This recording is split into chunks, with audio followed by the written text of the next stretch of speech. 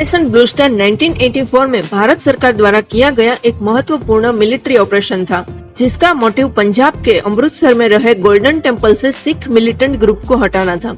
इस ग्रुप का main motive Khalistan नाम का एक स्वतंत्र देश बनाना था। इस ग्रुप के लीडर थे जरनैल सिंह भिंडरावाले। जरनैल सिंह भिंडरावाले एक पॉपुलर सिख नेता थे। हालांकि उसको पॉपुलर बनाने में कांग्रेस पार्टी का भी बड़ा रोल था। 1971 में इंदिरा गांधी की कांग्रेस पार्टी की बहुत बुरी हार होती है। उसके बाद पंजाब के असेंबली इलेक्शन में भी Congress party local political party Akali Dal के सामने चुनाव हार जाती है। तभी कांग्रेस पार्टी के नेता संजय गांधी अकाली दल को टक्कर देने के लिए कोई लोकल लीडर की खोज में थे।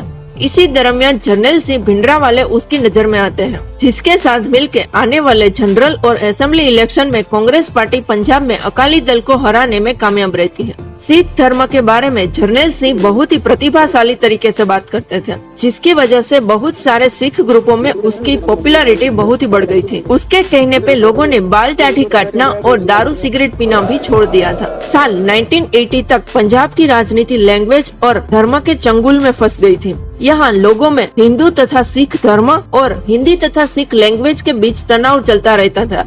इसी तनाव के चलते सितंबर 1981 में वहाँ के हिंदी न्यूज़पेपर पंजाब केसरी के संपादक जगत नारायण को हथियारबंद सिख कट्टरवादी ग्रुप ने गोली मारकर हत्या कर दी, जिसका इल्जाम जरनैल सिंह भिंडरावाले पर आया और उसको जेल में बंद कर दिया गया। हालांकि पुख्ता सबूत न होने की वजह से उनको छोड़ दिया गया।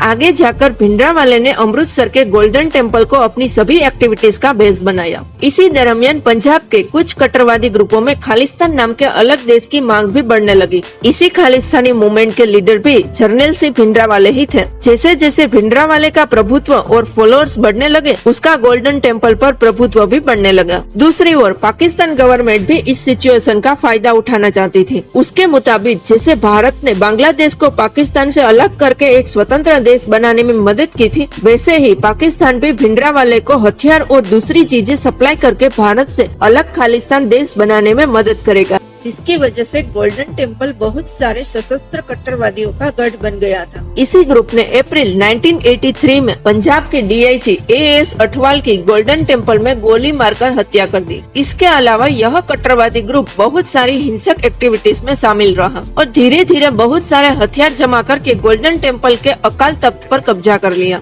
यह प्लेस सिख धर्म के लिए सबसे ज्यादा इम्पोर्टेंट माना जाता है।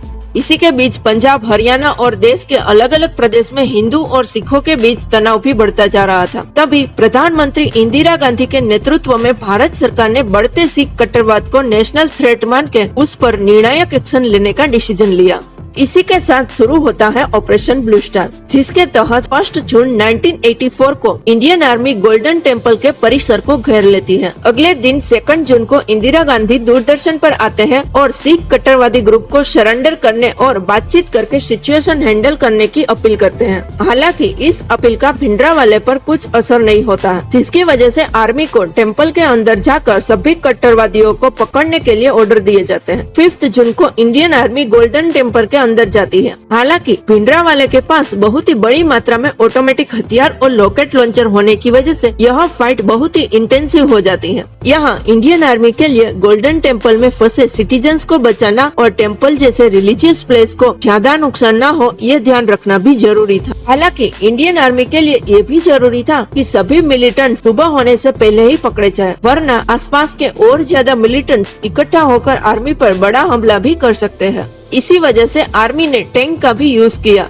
जिसके हैवी फायर की वजह से अकाल तख्त की छत भी गिर गई, जिसमें भिंडरावाले और उसके बहुत सारे साथी मारे गए। इसी के साथ बहुत सारे कट्टरवादियों ने सरेंडर कर दिया, जिसकी वजह से 7 जून को ऑपरेशन ब्लू स्टार कंप्लीट हो जाता है। इस ऑपरेशन में करीब 410 लोग मारे जाते हैं और करीब 1180 लोग घायल हो जाते हैं। इसके अलावा गोल्डन टेम्पल और अकाल तख्त को भी बहुत ज्यादा नुकसान होता है। यह पूरे ऑपरेशन की वजह से सिख समुदाय और इंदिरा गांधी के बीच तनाव और ज्यादा बढ़ जाता है, जिसकी वजह से इंदिरा गांधी को बहुत सारे डेथ थ्रेट्स भी मिलते हैं। हालांकि इंदिरा गांधी यह थ्रेट्स की चिंता किए बिना ही अपने काम में आगे बढ़ती है। मुझे चिंता नहीं है कि मैं जीवित रहूं या नहीं रहूं, मेरी लंबी उम्र रही है और मैं इस पर मुझे अगर गौरव किसी चीज पर है तो इस पे है कि सारा जीवन मेरा सेवा में गया, केवल इसके गौरव है और किसी चीज पे। और जब तक मुझमें सांस है तब तक सेवा ही नहीं जाएगी। और जब मेरी जान जाएगी तो मैं कह सकती हूँ कि एक एक खून का खतरा जितना मेरा है, वो एक एक खून एक भारत को जीवित करेगा।